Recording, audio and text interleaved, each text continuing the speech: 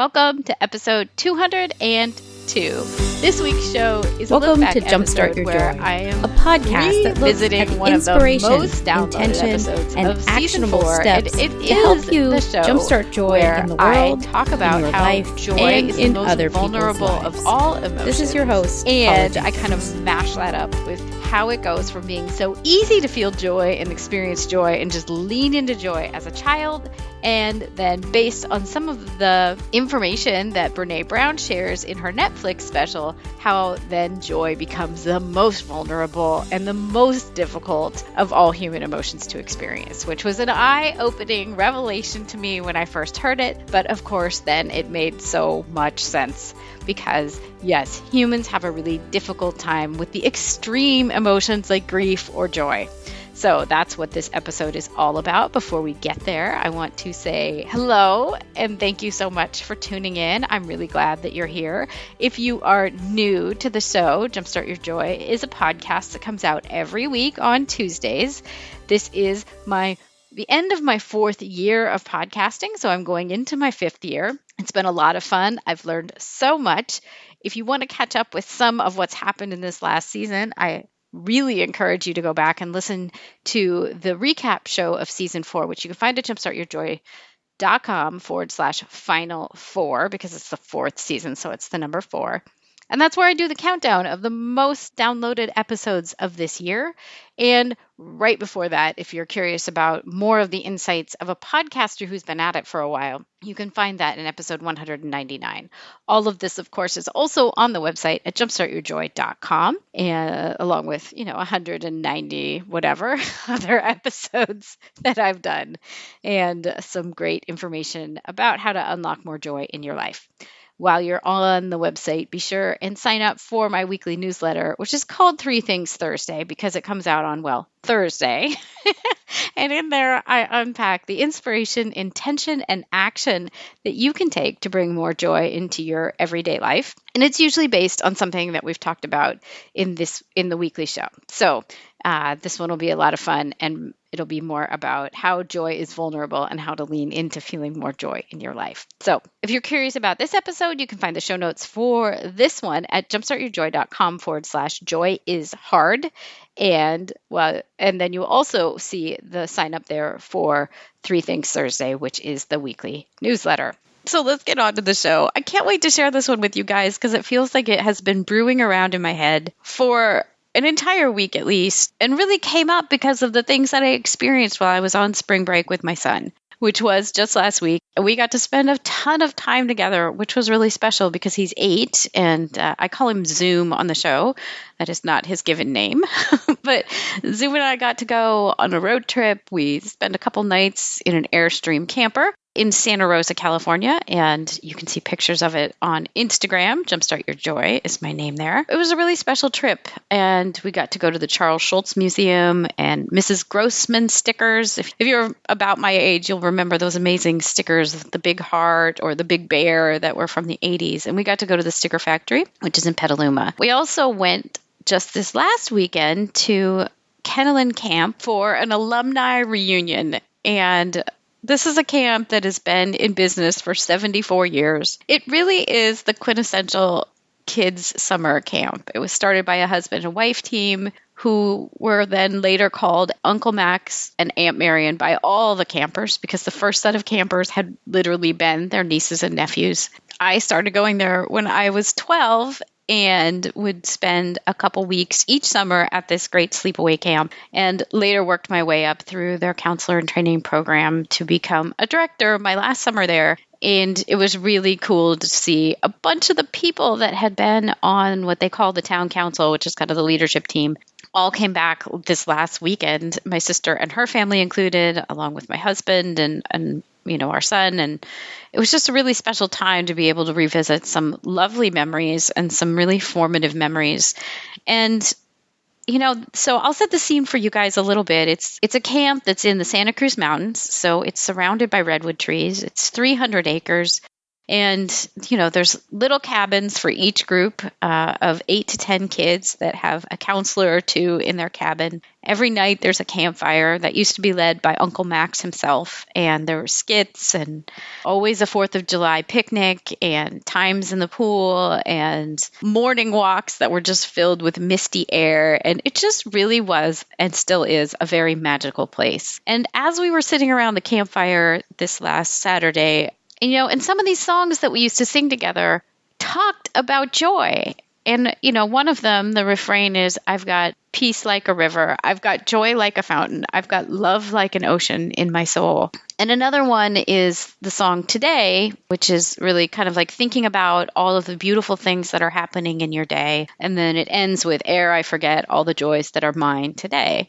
And what really sunk in as we were singing these amazing songs together was there is so much of the day-to-day. I mean, sure, at a magical children's summer camp that is easy for kids to feel joyful about, but even when they're not at camp and seeing the joy with which my own son had been experiencing the entire week, like it is so easy as children just to sink into the joy. And I just found myself in awe of watching how he can turn anything into a game, right? Like, he'll pick up a stick and like that turns into a game. He'll pick up rocks and we can make a game out of that. Like everything is still possible when you're a child.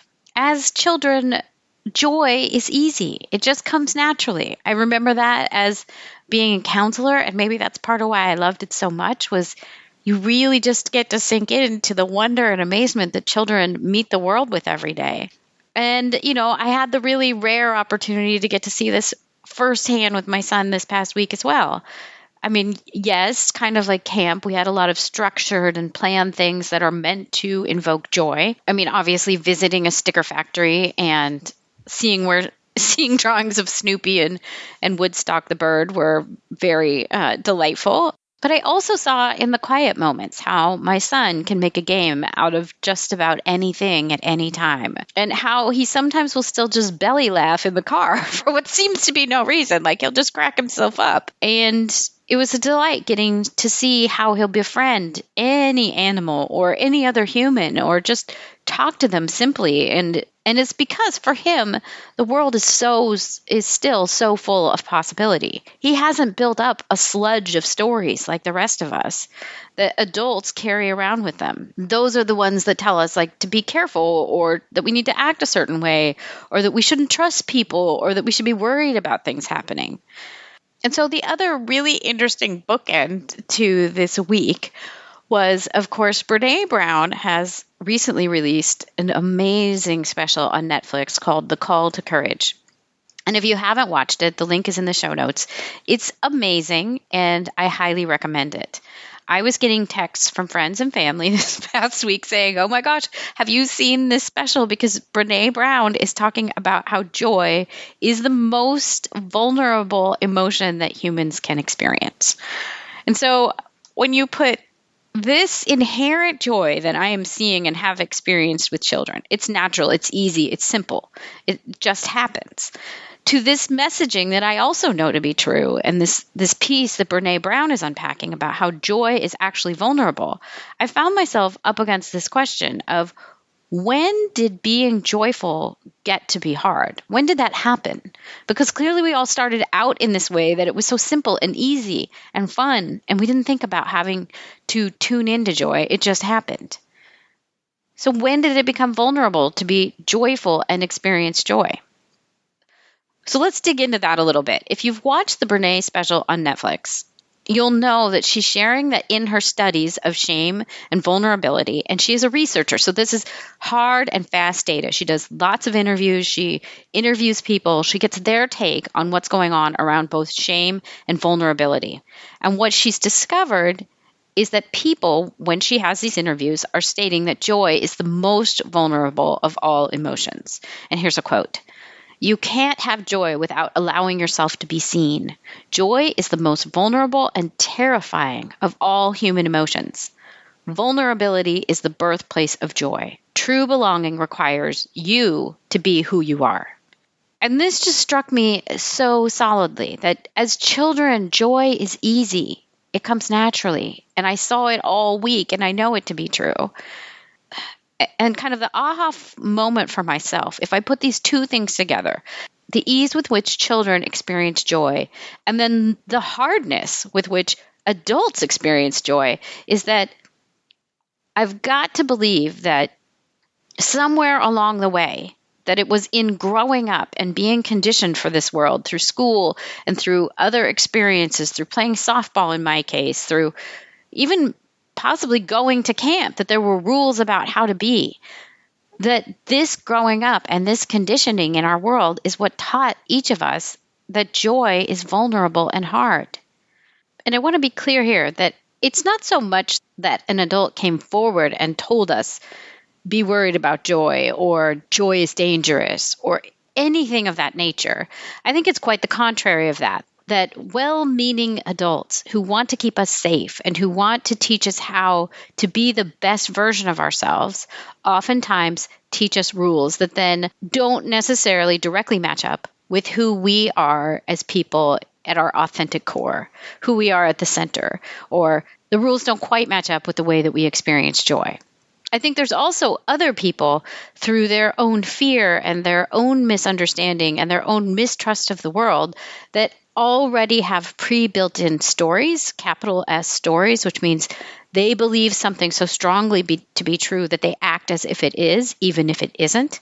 And those would be things along the lines of, it's important to get good grades in school because then you'll go on to be a doctor or lawyer, and that will mean that you will be happy in this life. Someone that maybe told you that had the best of intentions for you. They wanted you to be happy, but the way in which they presented it was not necessarily a capital T truth about what it means to be happy in this world.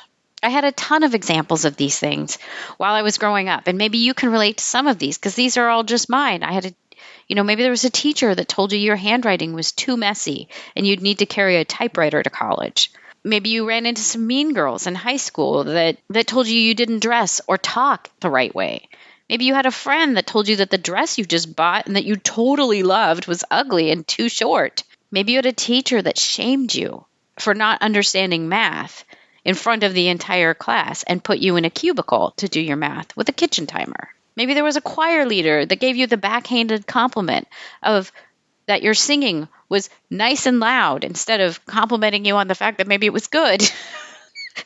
Maybe you had a step-grandmother who told you that you ate too much and that you were going to become fat. It's those messages again and again that have slowly conditioned you, or in this case, me, that when you do those things that bring you joy, when you write like you write, when you wear the clothes that make you you, when you don't understand math and maybe you just need someone to find a different way of explaining it, when you sing loud, when you do those things that bring you joy, that somehow you are too much, too loud, too messy, or you're not enough. You didn't buy the right thing. You don't talk the right way. And those messages hurt. And basically, those messages, each and every tiny little one, they tell you don't fit in. You won't fit in. Or you should let go of feeling joy in the ways that are most joyful to you. And this strikes us right at our core. This is that space. You go from being the kid who had all sorts of joy to this person who's now questioning, can I let myself experience joy in the way that is most natural to me? It's a slow buildup of self-doubt, of mistrust, and of hearing that there is a right way and a wrong way to do things that makes it intensely, and I mean intensely vulnerable to do things your own way, or to express yourself in a way that feels most authentic to you, or to celebrate things in the way that you like to celebrate them. So instead of you leaning into what you know authentically brings you joy and feels joyful, you start to question every single one of them. You start to try and fit in to the way that other people are telling you is right and wrong. And you start to deny the piece of you and the parts of you that truly are joyful and feel joyful. So the next thing that I found myself really spending time reflecting on is, how does this kind of conditioning then show up in our adult lives? I know we've I've listed some of the things that I experienced as a child or a younger person, but now how do some of those things show up for me now that I'm an adult? Or maybe how would they show up in your life if you've experienced something similar to it? If you do watch the Brene Brown Netflix special, you'll hear her talk a little bit about how you can feel like you are either too much or not enough, and how that has a play in vulnerability.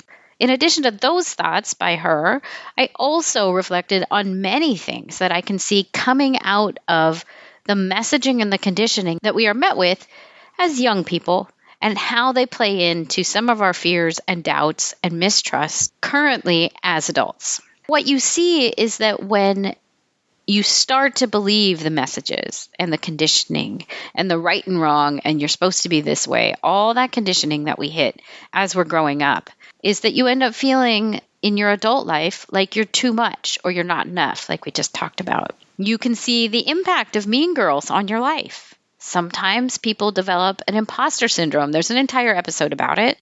But feeling like you're a fraud, or that people are about to find out that you don't know what you're doing, which comes up so often when people start a podcast, is that they feel like, well, who am I to? Which is actually the next thing that I listed, is that underwriting inner critic voice that starts to question everything that you do.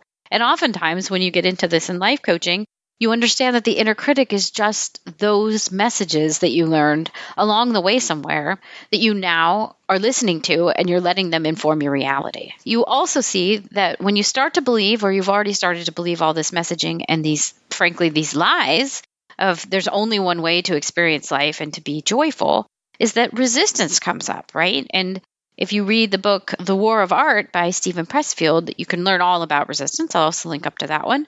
It's one of my favorites. But the resistance comes in when you're getting closer to the thing that you love to do, because you're listening to all that old messaging. Sometimes you might feel like you're out of control. There's another thing.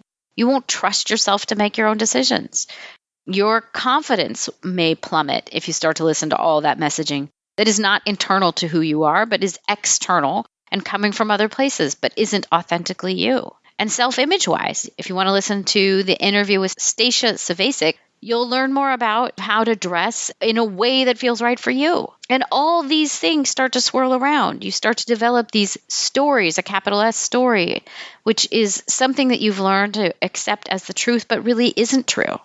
You're just going around believing that I need to dress this way to be accepted, or I need to talk this way to be taken seriously, or I need to write neatly to be taken as someone who is smart. Like all of that just piles on deeper and deeper until you've got this different sense of who you are and what it means to feel joy than you did when you were a kid. Now, I know this all sounds really heavy, and so the good news about all of it, and so that once you've recognized this, and once you recognize that you're missing joy, which I'm assuming you did and you are since you're here, is that you can find your way back to joy. And there's lots of ideas. I mean, this whole podcast is about that moment of when you realize that something is hard and something is awful and that you are no longer trusting yourself. And how do you find your way back to joy?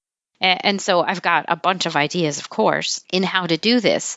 But I think it's that space of realizing that feeling what I want to feel seems extremely vulnerable. And that even though I know it is vulnerable, and this is the exciting thing, is that I'm going to dive in and I'm going to try and find my way back to feeling joyful anyway.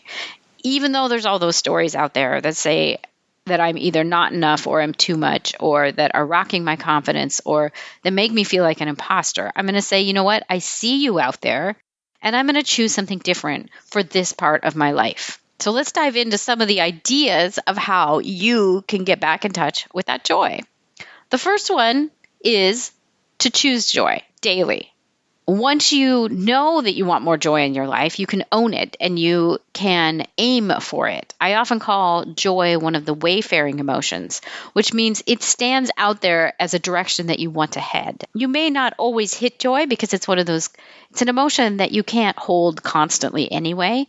You know, you'll be there sometimes and then you'll fall into being content or happy or that end of the spectrum. But when you put your sights on joy, you're more likely to hit it because that's what that's where you're navigating towards. Another interesting one is that when you feel yourself in the space of being excited and terrified about trying out something new, lean into it instead of maybe letting the running monologue that you have in your head that reflects all the messaging about how this thing might be too much or it might show that you're not enough by doing it. So maybe a great example even comes from camp.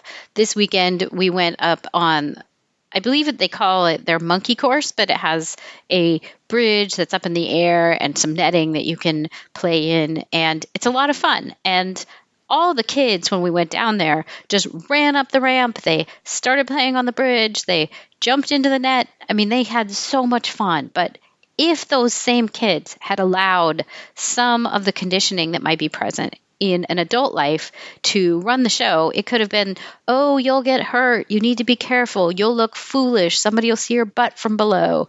You're not wearing the right shorts. What happens if your hair gets messy? I mean, there's a million messages that anyone could have let them stop themselves dead in their tracks before going and having this fun. Instead, if you just lean into excitement and terrified when you feel it and go for it, think of all the fun and the joy that is on the other side of not worrying about any of those things and not giving them any stock because, frankly, most of them are not even true. And a great inspiration for this one was the 75-year-old alumni that was with us last weekend. Her name was Mary. She's like, I'm going up there. I'm experiencing this thing. And then she asked, how do I celebrate that I just did this? And I said, well, we could take a picture. And so she took a picture with her thumbs up, and she's so proud and so excited that she tried something that maybe was a little bit frightening and a lot exciting. You could see the joy bubbling off of her because I think our conditioning through school or our conditioning through life will often be that we should turn away from that thing because it feels scary or we don't know what the outcome will be. But instead, if you're going towards joy and you're choosing joy, I would recommend that instead of shying away from the thing that looks like it might be a lot of fun or exciting or terrifying, to go towards it and give it a try and take the baby step.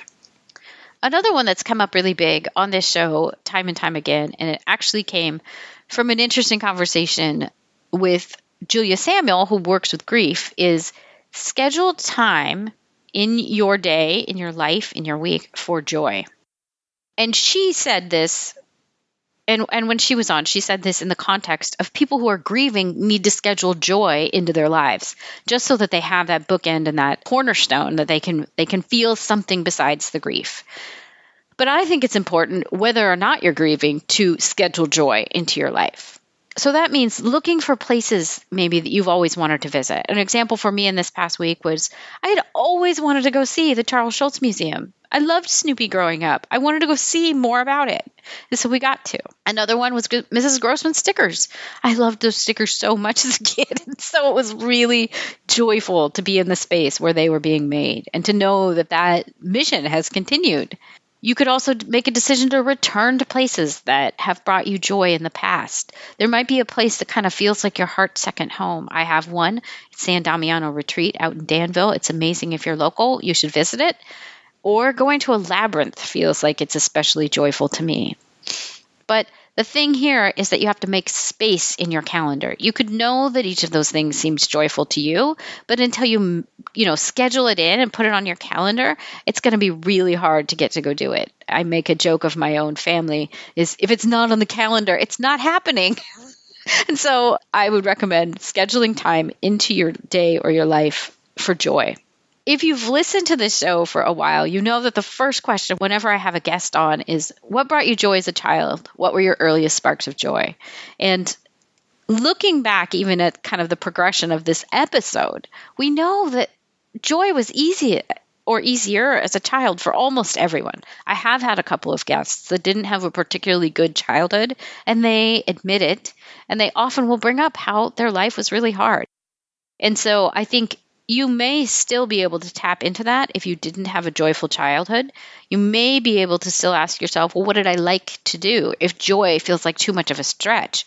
And that's usually how I rephrase that question if somebody tells me that. But I think thinking back to the things that you love, thinking back to the things that seemed easy as a kid, one of mine would have very definitely been drama and dramatic arts.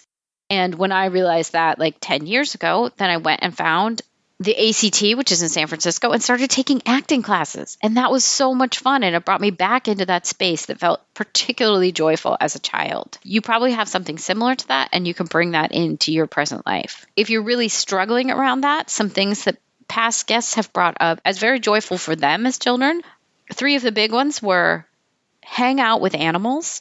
I think spending time with an animal or going to a petting zoo or being able to interact with animals is almost always joyful. You can try something creative, so drawing or singing or doing a podcast or acting. That usually will kind of get joy bubbling up for people.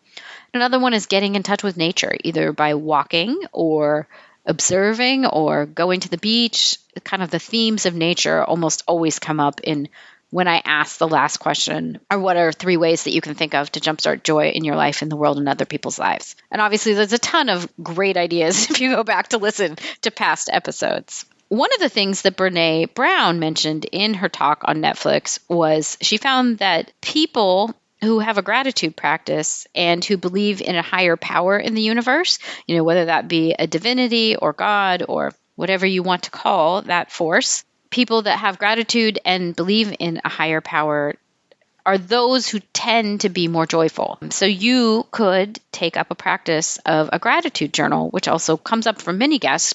Start to notice the things that you are grateful for in your day-to-day life. It's very hard to hold space in your heart for gratitude and another negative emotion. So if you're thinking about, I'm super grateful for the roses that are growing outside in my front yard, it's very hard to also have the negative thoughts of, and I really hate XYZ, right? Like when your heart is full of gratitude, that's the thing that you're focusing on. And so it's making space for more joyfulness.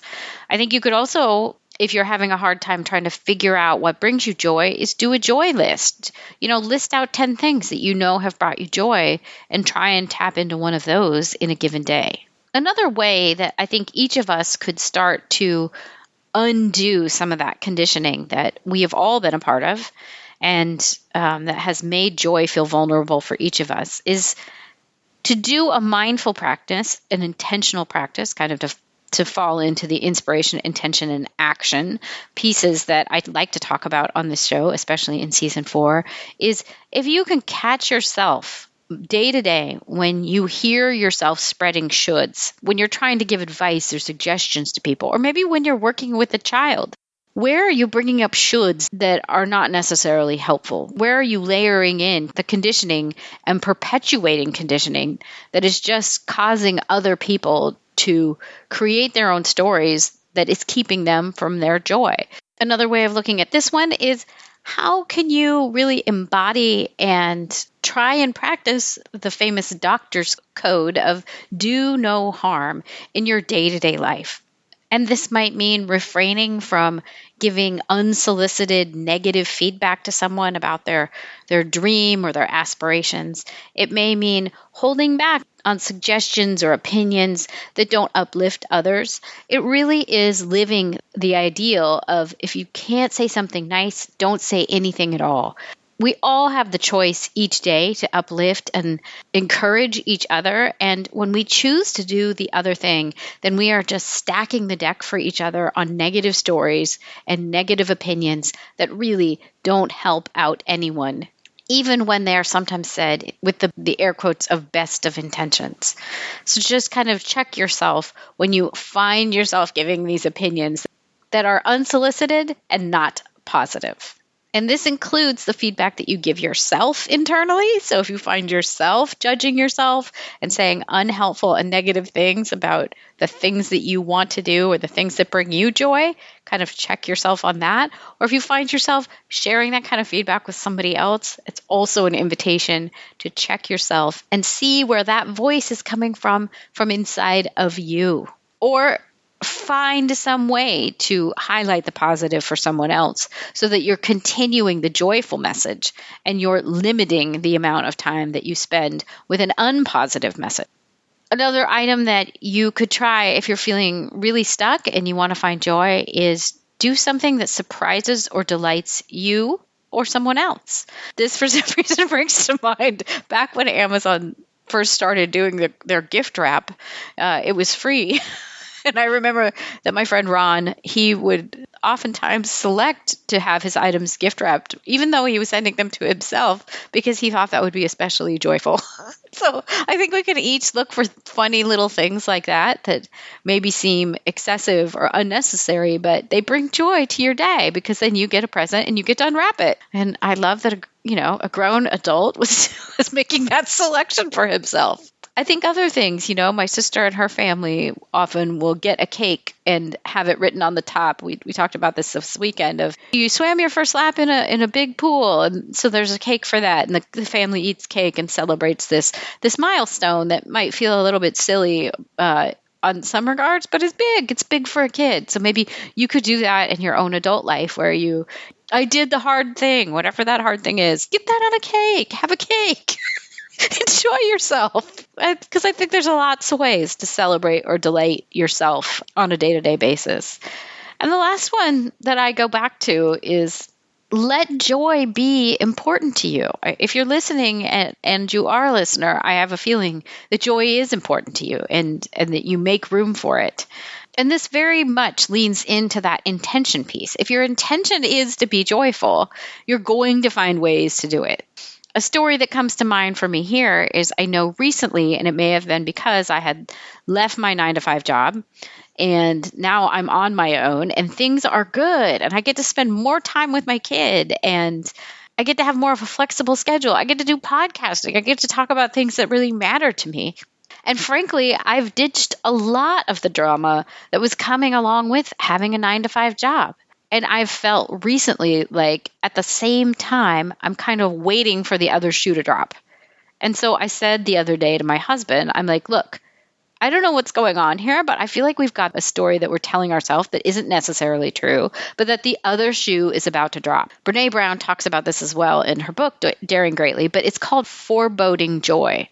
It's when we know that joy is great and we feel like at the same time we can't fully experience the joy of it.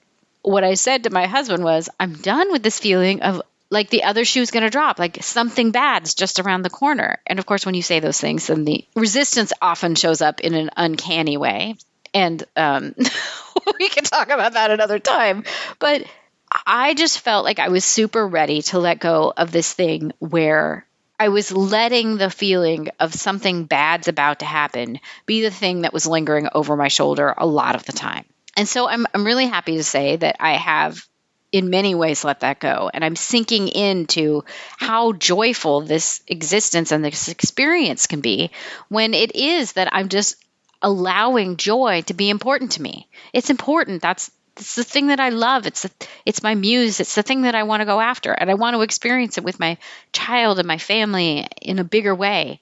And it's really exciting to be able to make the room for it. And so maybe that's also another little nod of what might happen when you start to say, no, I'm making joy important, is then you start to see resistance in new ways come up that kind of challenges you on it. So it's always a dance, right? You never get to the plateau where it just levels out and you can be joyful, content, and happy. It's going to be that it is always a dance of joy and hard and happiness and grief. But when you make joy important to you and you go for it, then you can really live out a life that has more joy and where you see and recognize the joy and you experience the joy and you can feel grateful for the joy. Of course, I can't go an episode like this without also bringing in Henry Nouwen's quote of, joy does not simply happen to us. We have to choose joy and keep choosing it every day. And I think that is joy in a nutshell and the dance that I have experienced. And of course, it is the quote that kind of is the pinnacle or the cornerstone for this whole podcast. Well, so there you go. Those are my thoughts on why joy is hard and what you can do about it. And I hope you love this episode as much as I loved kind of playing with it in my head for over a week. Thanks so much for tuning in this week. It's always a treat to have you guys here. If you want to find out more about this episode, you can find the show notes at jumpstartyourjoy.com/joy is hard. And while you're there, of course, sign up for that weekly newsletter where we're talking about the inspiration, intention, and action that you can glean from each episode and kind of put forth into your daily life. It's that next step of how do you take what you're learning here and apply it so you can take the learnings and move forth with them. So next week on the show, we're doing more look back episodes because there are so many great ones in season 4. And next week is the interview with Stacia Savasic. And gosh, I just love this conversation so much. She has so much great energy. She's a style coach, and she shares about her differently abled daughter, Raisa, and how Raisa, shaped so much of how Stacia sees her world and her styling and how she interacts with other people by introducing this idea of inside-out congruency. So I hope you'll come back for the second look at that episode. And until then, I hope that your days are filled with so much joy.